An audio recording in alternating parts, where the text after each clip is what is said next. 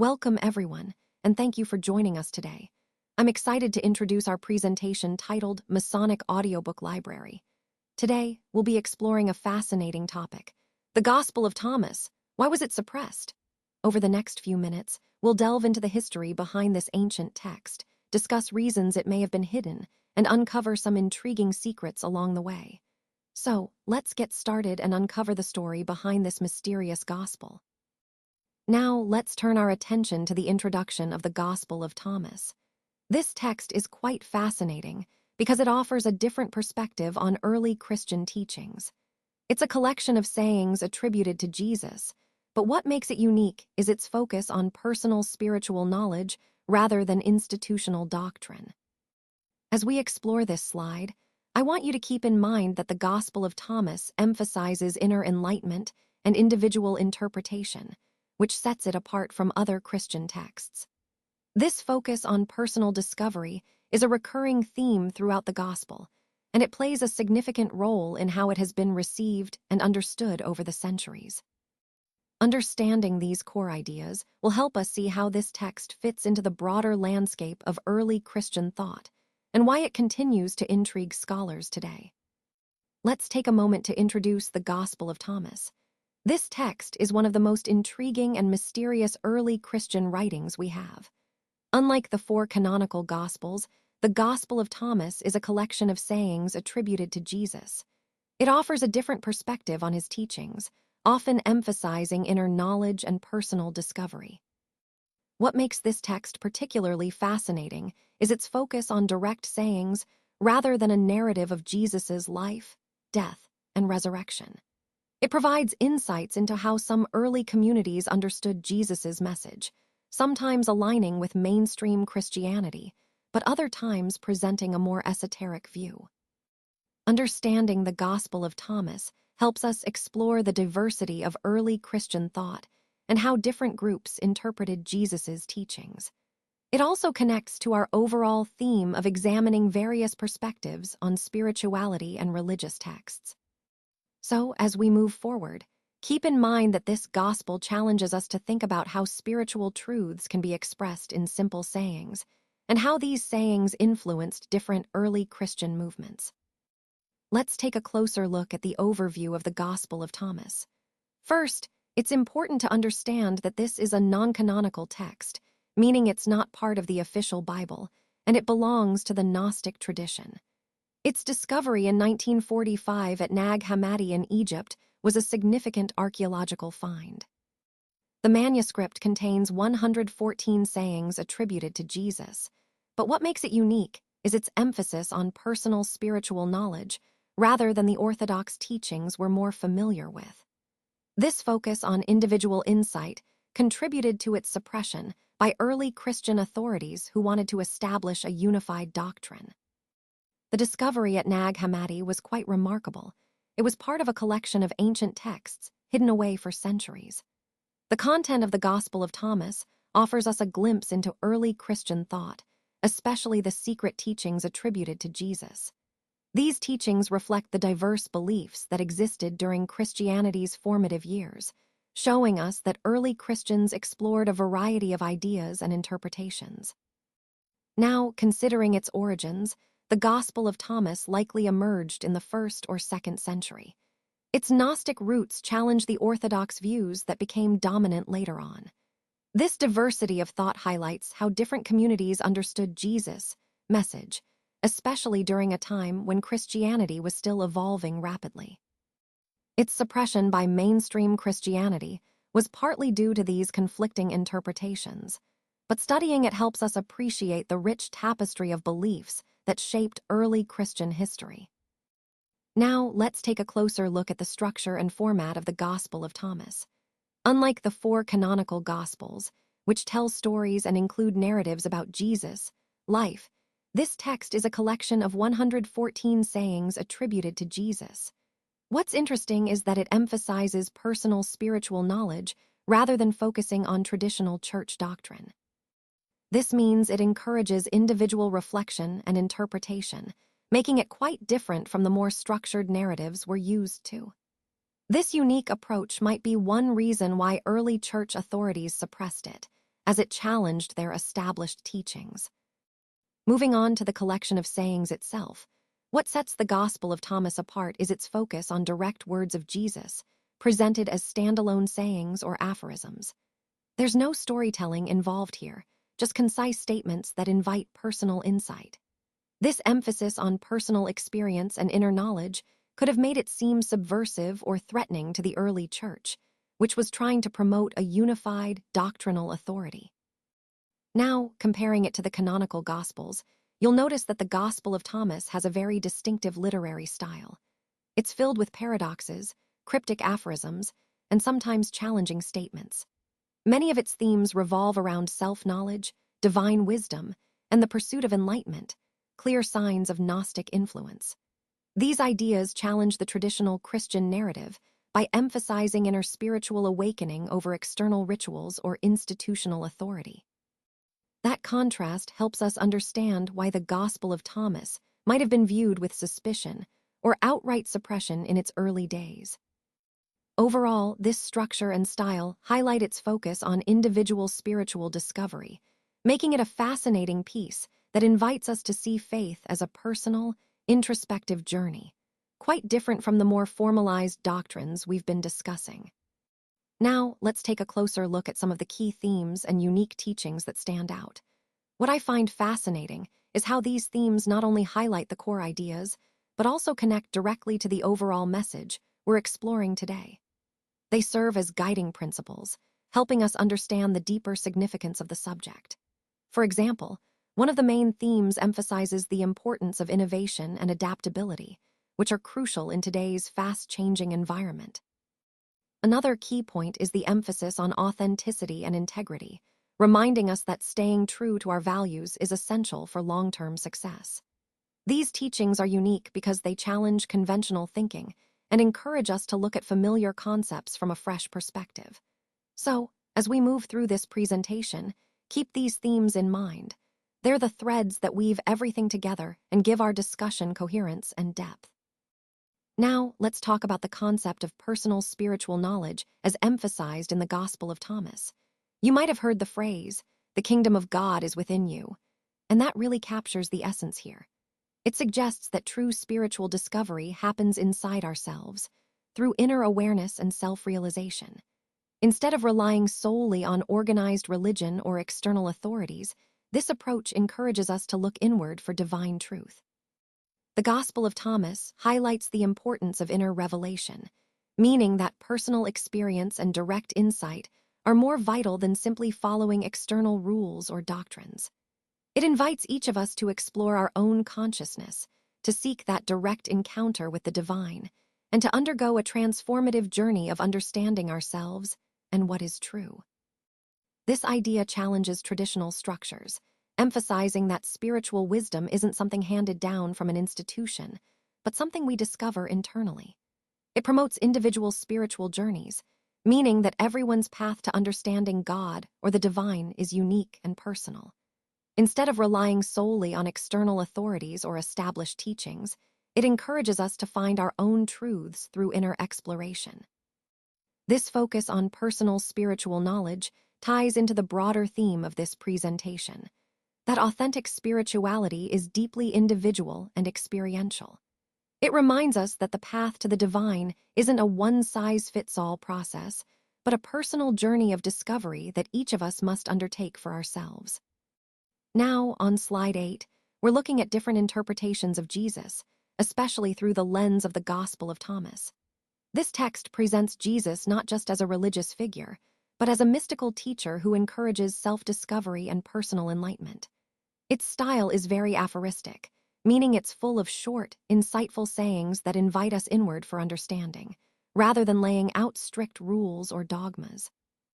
Unlike traditional views that emphasize Jesus' authority as a divine savior, the Gospel of Thomas suggests he's more of a guide to inner knowledge. It portrays Jesus as a teacher of hidden knowledge, emphasizing that understanding our own divine nature is something we can achieve through reflection and introspection. This shifts the focus from Jesus as a messianic figure to someone who leads us towards self-awareness and enlightenment. Furthermore, this approach presents a mystical interpretation, highlighting personal knowledge and spiritual awakening over communal salvation or institutional beliefs. This creates an interesting contrast with canonical texts, which often focus more on salvation, community, and doctrinal authority. So, in essence, the Gospel of Thomas offers a different perspective, one that underscores individual spirituality and inner insight, which can be quite different from the more traditional, community-based interpretations of Jesus. This helps us see how early Christian thought was diverse and often complex, with different texts emphasizing different aspects of his teachings. Now, let's turn our attention to the role of Mary Magdalene in early Christian texts. As we see in the Gospel of Thomas, she's depicted as a prominent figure, more than just a follower. She's shown as a spiritual leader and teacher. This is significant because it challenges the traditional gender roles we've often associated with early Christianity. Her insights suggest that women's perspectives were valued and that they played a crucial part in the spiritual community, even if those voices were later suppressed.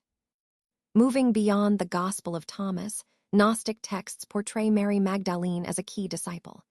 Here, she often receives secret teachings directly from Jesus, which underscores her spiritual authority. This portrayal really highlights how her role was complex and influential, challenging the mainstream narrative that often sidelines women's leadership in religious history. Finally, within these texts, Mary emerges clearly as a leader and teacher. Her prominence isn't just about her closeness to Jesus, but about her active role in sharing and embodying spiritual truths. This perspective invites us to reconsider early Christian views on female authority, recognizing her as a vital figure who helped shape spiritual teachings. Overall, her story reminds us that early Christianity may have been more inclusive and diverse than the traditional narratives suggest. Let's take a step back and look at the broader historical context of suppression. Throughout history, various groups and movements have faced efforts to silence or diminish their voices. These suppression efforts often stem from fears, whether of change, of challenging authority, or of disrupting the status quo. Understanding this background helps us see that suppression isn't new. It's a recurring theme whenever marginalized voices emerge. In many cases, authorities or dominant groups have used censorship, intimidation, or legal restrictions to maintain control. And often, these tactics only serve to strengthen the resolve of those fighting for recognition and change. Connecting this to our overall theme, it's clear that suppression is a powerful obstacle, but it also highlights the resilience of those who refuse to stay silent. Recognizing this pattern throughout history reminds us why advocacy and perseverance are so vital in overcoming these barriers. Now, let's take a closer look at the canonization process of the New Testament. Essentially, early church leaders used specific criteria to decide which texts would be included. These criteria included apostolic authorship, meaning the text had to be linked to someone closely connected to the apostles, as well as widespread acceptance among different Christian communities and consistent theological content. For example, texts like the Gospel of Thomas, which contained Gnostic ideas, were eventually excluded because they didn't meet these standards. Their teachings conflicted with the emerging Orthodox Christian doctrines, and they were seen as potentially heretical. This exclusion was part of the Church's effort to preserve doctrinal unity and authority. Talking about development, the Gospel of Thomas was left out because it lacked apostolic backing and, more importantly, contained teachings that diverged from accepted Christian beliefs. Its Gnostic themes, which emphasized secret knowledge and spiritual enlightenment outside the Orthodox framework, were viewed as incompatible with the developing church doctrine. As a result, it was suppressed as heretical. Key figures like Irenaeus and Tertullian played crucial roles here. They were influential in shaping early Christian orthodoxy and were committed to maintaining doctrinal consistency.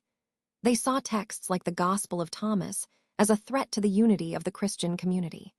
Their efforts helped solidify the canon by emphasizing the importance of texts that aligned with the Church's theological position.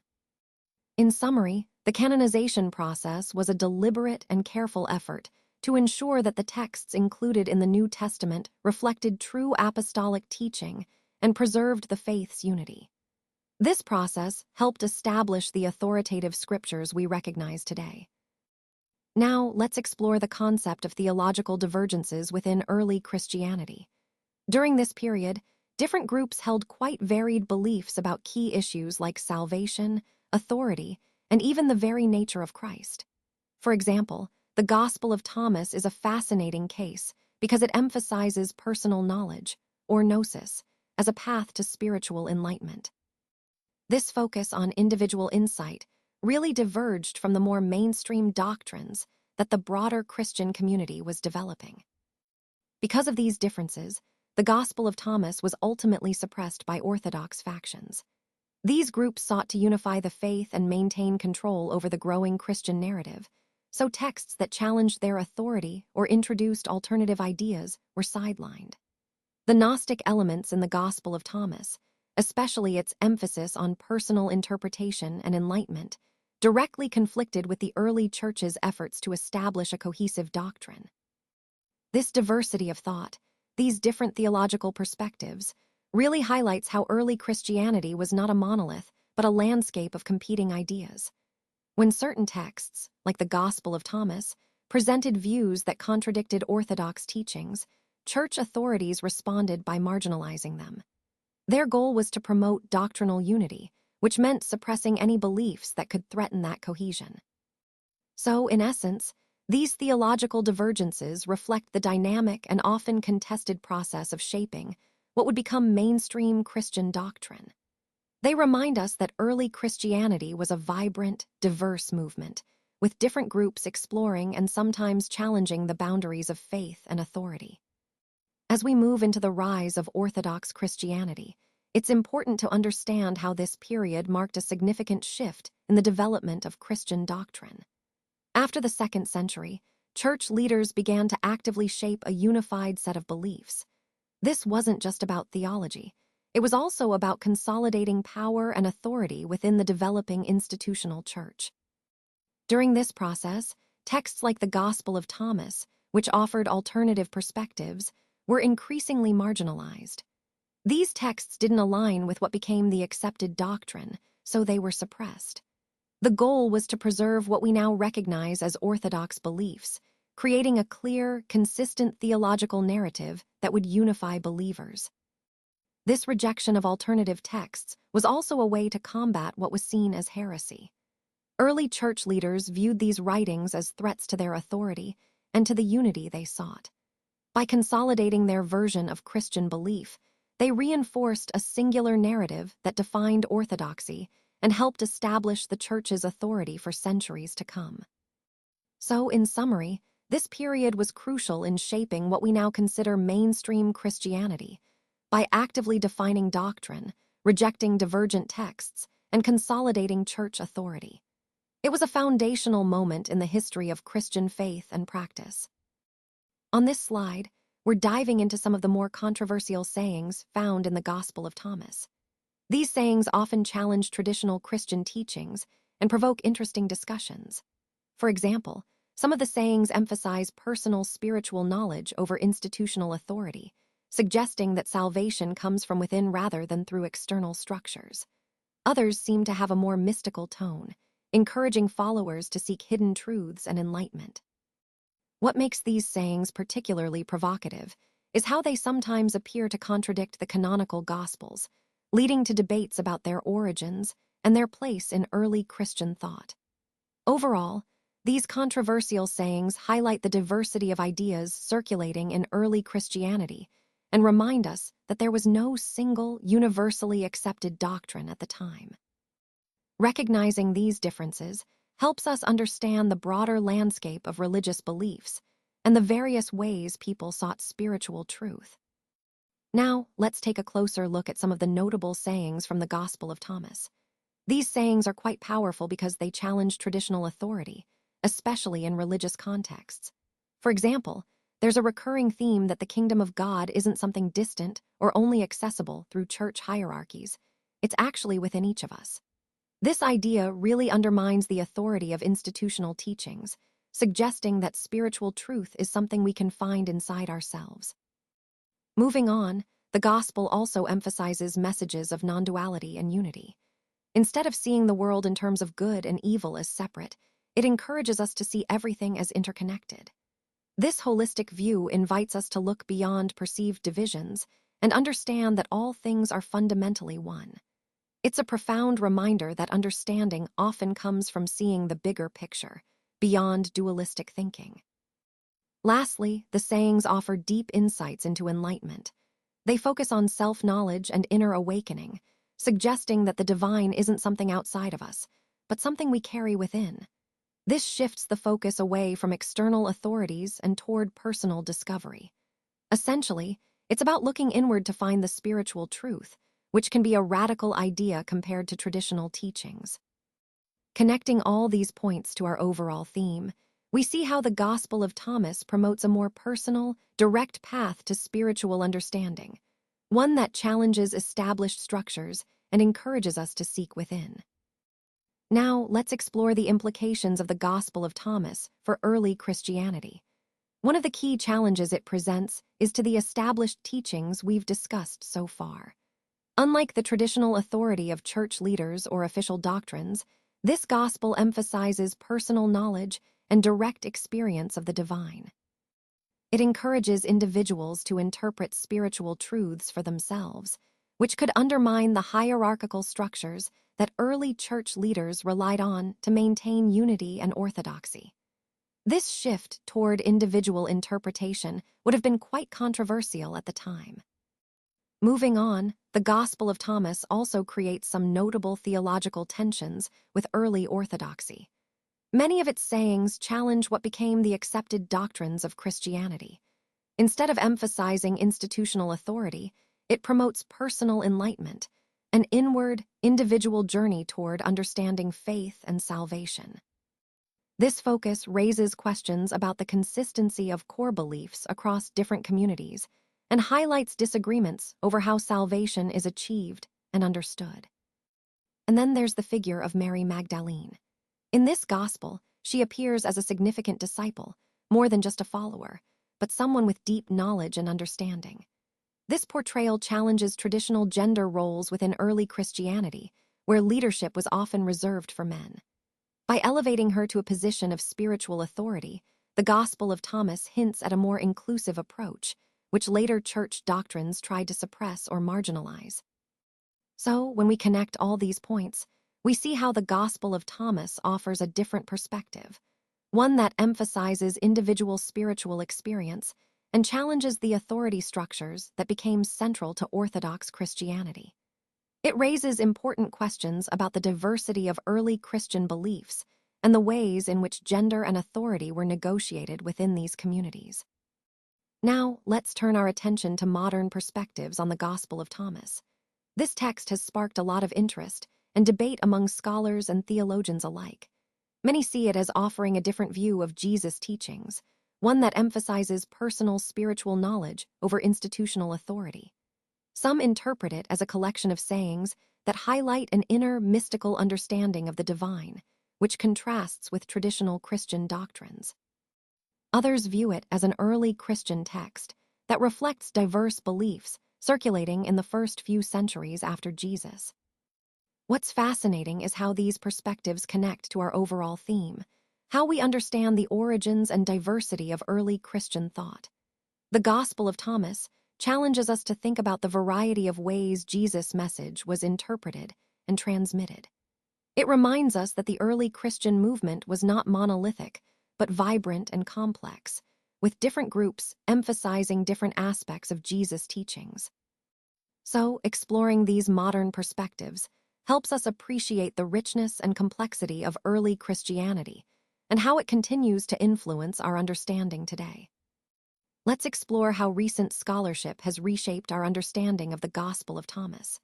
Scholars are now emphasizing its importance in revealing the diversity within early Christianity.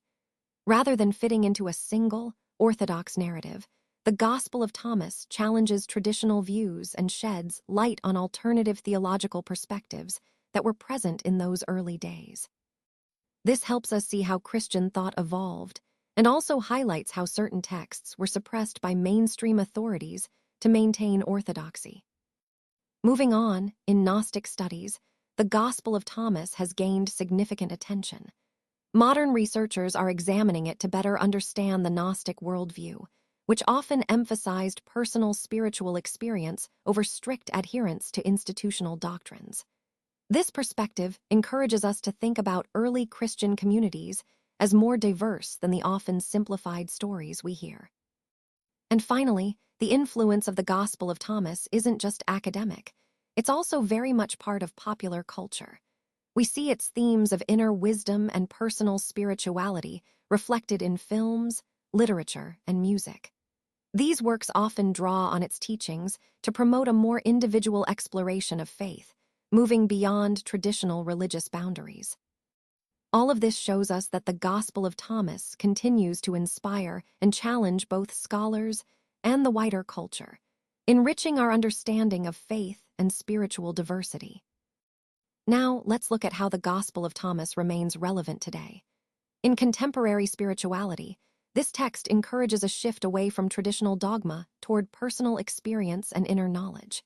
It emphasizes self-discovery, meditation, and exploring divine truth directly, concepts that resonate deeply with modern seekers who value direct spiritual engagement beyond formal religious boundaries. The rediscovery of Gnostic texts like the Gospel of Thomas has sparked renewed interest in the diversity of early Christian thought. This challenges the idea that there was only one orthodox way and opens up new avenues for exploring spirituality through personal insight and experience. Furthermore, the influence of the Gospel of Thomas extends into new religious movements.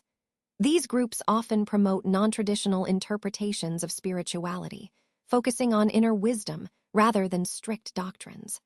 They foster a quest for personal spiritual truth, which aligns perfectly with the modern desire for individualized spiritual paths. Overall, the teachings of the Gospel of Thomas continue to inspire and shape contemporary spiritual practices, encouraging people to seek their own inner divine truth and embrace a more personal, experiential approach to spirituality. Now, let's take a closer look at a comparative analysis between the Thomas Gospel and the canonical Gospels. What's interesting here is that while all these texts aim to tell the story of Jesus, they do so with notable differences in tone, emphasis, and content. For example, the Gospel of Thomas is a collection of sayings, some of which are quite different from the narrative focus we see in Matthew, Mark, Luke, and John. It emphasizes secret teachings and spiritual insights that Jesus shared privately. In contrast, the canonical Gospels tend to focus more on the life, death, and resurrection of Jesus, providing a narrative framework that highlights his public ministry and his role as the Messiah. These differences are significant because they reflect varied early Christian communities, perspectives, and priorities. Understanding these distinctions helps us see how early Christianity was diverse and how different texts served different theological and community needs. Connecting this to our overall theme, it underscores the richness and complexity of early Christian thought and how these texts contribute to our broader understanding of Jesus, life, and teachings. Now, let's explore the similarities and differences between the Gospel of Thomas and the canonical Gospels. First, they do share some common themes. For example, both emphasize the importance of inner spiritual knowledge and the idea of the kingdom of God. But what's interesting is how they approach these ideas differently. The Gospel of Thomas tends to focus more on personal revelation, suggesting that individual insight and self-discovery are key to understanding divine truth, rather than relying solely on community or church teachings. Moving on to their teachings and interpretations, we see some clear divergences. Thomas highlights personal mysticism and inner knowledge, which makes it feel more private and introspective. On the other hand, the canonical Gospels emphasize communal teachings, public ministry, and historical events, giving us a more collective and historical view of Jesus' life. Another major difference is their portrayal of Christology. The Gospel of Thomas leans toward a Gnostic perspective, emphasizing mystical knowledge and a more spiritual understanding of Jesus. In contrast, the canonical texts focus on Jesus, humanity, and divinity within a clear historical narrative, emphasizing his role in salvation history. And finally, their perspectives on Jesus' life and mission differ as well. The Gospel of Thomas offers a more mystical, personal view, highlighting inner knowledge and self-discovery as pathways to understanding Jesus' teachings. Meanwhile, the canonical Gospels present a more detailed account of his life, death, and resurrection, focusing on the historical and salvific aspects of his mission. So, as we see, while both share some core themes, their approaches and interpretations reveal fascinating differences that help us understand the diverse ways early Christians perceived Jesus and his teachings. Now, let's explore how the Gospel of Thomas influences Christian theology by examining some key challenges it presents to orthodox beliefs. First, it shifts the focus from institutional authority to personal spiritual knowledge. Instead of relying solely on church structures, it emphasizes direct, individual experience of the divine, which can significantly alter how we understand salvation. It also presents a non-dualistic view, meaning it sees salvation not as a dichotomy of good versus evil, but as an awakening to divine truth within oneself. This idea encourages believers to seek spiritual insight personally rather than through external authorities. Moving on, the Gospel of Thomas introduces Gnostic themes that challenge traditional Christian doctrines. It underscores personal knowledge of the divine over church hierarchy, which reshapes our understanding of faith and salvation. This individualistic approach raises important questions about the nature of divine revelation and how we access spiritual truth. Finally, considering ecumenical discussions, the Gospel of Thomas offers fresh perspectives on early Christian beliefs. Its focus on personal spiritual knowledge invites dialogue among different Christian communities, fostering a broader conversation about faith, Christ's teachings, and the core of Christian identity.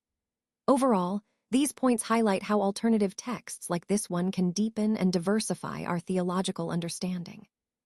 Now, let's take a closer look at the impacts of suppression. When negative emotions or thoughts are suppressed, it might seem like we're avoiding discomfort in the short term, but the long-term effects can be quite significant. Suppression can lead to increased stress and anxiety because those feelings don't just disappear, they often build up over time. It can also affect our physical health, contributing to issues like high blood pressure or weakened immune function. On a psychological level, suppression can hinder our ability to process emotions healthily, which might impact our relationships and overall well-being. This connects directly to the overall theme of emotional resilience. Instead of suppressing, learning healthy ways to acknowledge and manage emotions allows us to maintain better mental and physical health. So, recognizing these impacts highlights the importance of developing more adaptive emotional strategies. Now, let's explore the broader historical consequences of suppressing the Gospel of Thomas. First, it had a significant impact on early Christian communities. By pushing aside this text, we see how the understanding of Christian beliefs became more narrow, emphasizing orthodoxy and sidelining the diverse interpretations that existed at the time. This likely limited spiritual exploration and dialogue among early believers, creating divisions that affected both their unity and their development as a community. Moving on, this suppression also influenced theological development. When alternative perspectives like those found in the Gospel of Thomas were marginalized, it essentially limited the range of theological ideas that could flourish. Instead of a rich tapestry of thought, what we see is a more monolithic, orthodox narrative that often excluded mystical and Gnostic viewpoints. This, in turn, shaped the way Christianity evolved, potentially missing out on deeper, more diverse understandings of Jesus' teachings. Finally, there's the issue of knowledge and diversity. The suppression led to a significant loss of early Christian texts and perspectives, which could have enriched the faith's theological landscape. Instead, what we ended up with was a more homogenized belief system, one that perhaps overlooked valuable insights and interpretations that could have broadened our understanding of Christian history and thought. All of these points tie back to the overall theme: how suppression and control over religious texts have shaped not just beliefs, but the very development of early Christianity itself. Now, let's explore the complex relationship between cultural suppression and preservation, especially in the context of early Christian texts. Political and religious institutions have historically played a significant role in suppressing alternative beliefs like the Gospel of Thomas. Their goal was often to maintain authority and social cohesion, but this approach also had some unintended consequences. By silencing certain texts and ideas, they limited the rich diversity of early Christian thought, and in doing so, risked losing valuable historical insights. These texts could have offered us a broader understanding of the variety of spiritual perspectives that existed at the time. Interestingly, while this suppression did lead to a loss of some perspectives, it also inadvertently helped preserve Gnostic traditions among underground communities. These groups kept alive alternative narratives and spiritual insights that might have otherwise been erased. So, in a way, suppression pushed these traditions underground, allowing them to survive and influence later thought and practice in subtle but meaningful ways.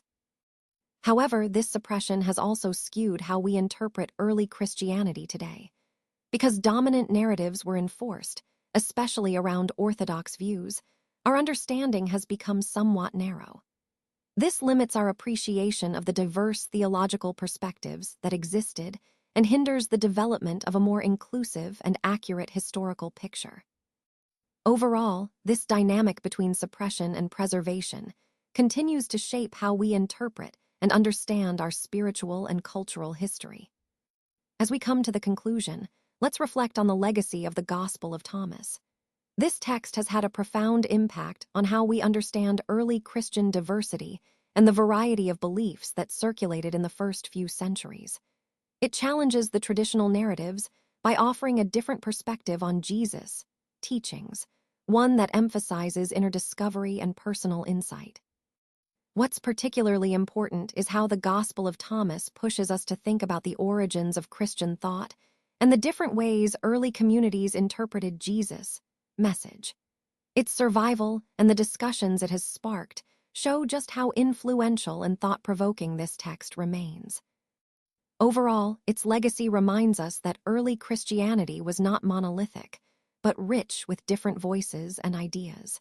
It encourages us to keep exploring these diverse perspectives to gain a fuller understanding of the historical and spiritual landscape of that time. Now, let's recap the key points we've explored about the Gospel of Thomas. First, its teachings are quite unique. They emphasize personal spiritual discovery and mystical knowledge. It's really about the inner journey toward enlightenment, encouraging individuals to seek their own understanding rather than relying solely on traditional doctrines. This approach was one reason it faced suppression in its time, as it challenged established beliefs. But today, it continues to inspire seekers who are interested in esoteric wisdom and spiritual exploration. Moving on, the impact of the Gospel of Thomas on history is significant. It played a major role in shaping Gnostic thought and has influenced early Christian studies by questioning traditional theological narratives. Its focus on personal spiritual knowledge highlights the diversity that existed within early Christianity, prompting ongoing debates about what constitutes orthodoxy and the role of mysticism in faith development. Finally, this text remains highly relevant today because its alternative perspectives on spirituality and self-discovery still resonate with many. It challenges conventional doctrines and invites us to explore early Christian teachings from a different angle.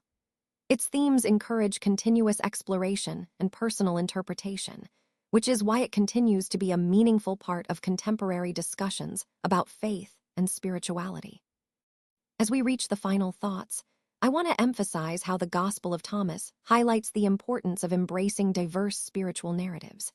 It encourages us to explore and interpret faith personally, reflecting that spirituality isn't one size fits all. Its suppression throughout history underscores the tension between orthodox beliefs and alternative perspectives, reminding us that understanding spiritual truths can be multifaceted and nuanced. This diversity in narratives is vital because it fosters open dialogue among scholars and seekers alike. By engaging with texts like the Gospel of Thomas, we deepen our understanding of early Christian thought and promote inclusivity in conversations about faith. It challenges us to move beyond the idea of absolute truths and to appreciate the richness of different viewpoints. Looking ahead, I believe future research should focus on exploring the diversity within early Christianity, including the role of Gnostic texts and their influence on the development of canonical beliefs. Comparative studies can reveal new insights into how Christian thought evolved and help us appreciate the complex landscape of early spiritual exploration. Ultimately, embracing these varied perspectives enriches our understanding and encourages ongoing dialogue, which is essential for a more inclusive and profound engagement with spiritual truths today. Thank you so much for being here and sharing this journey with us. I truly appreciate your time and attention throughout this presentation. Before we wrap up, I want to emphasize how important inspiration and creativity are in everything we do. They're the driving forces behind innovation and growth, especially in communities like ours. Remember, whether you're exploring new ideas or sharing stories through audiobooks, the power of imagination can open doors to new possibilities. Our goal at Masonic Audiobook Library is to foster that sense of discovery and learning, enriching minds and spirits alike. So, as we conclude, I invite you to carry forward this spirit of inspiration and creativity in your own endeavors. Thank you once again for being part of this experience. We're grateful for your support and enthusiasm. And of course, a special thanks to the Masonic Audiobook Library for bringing this content to life and making it accessible to everyone. We hope you continue to find inspiration here and beyond. Thanks again and take care.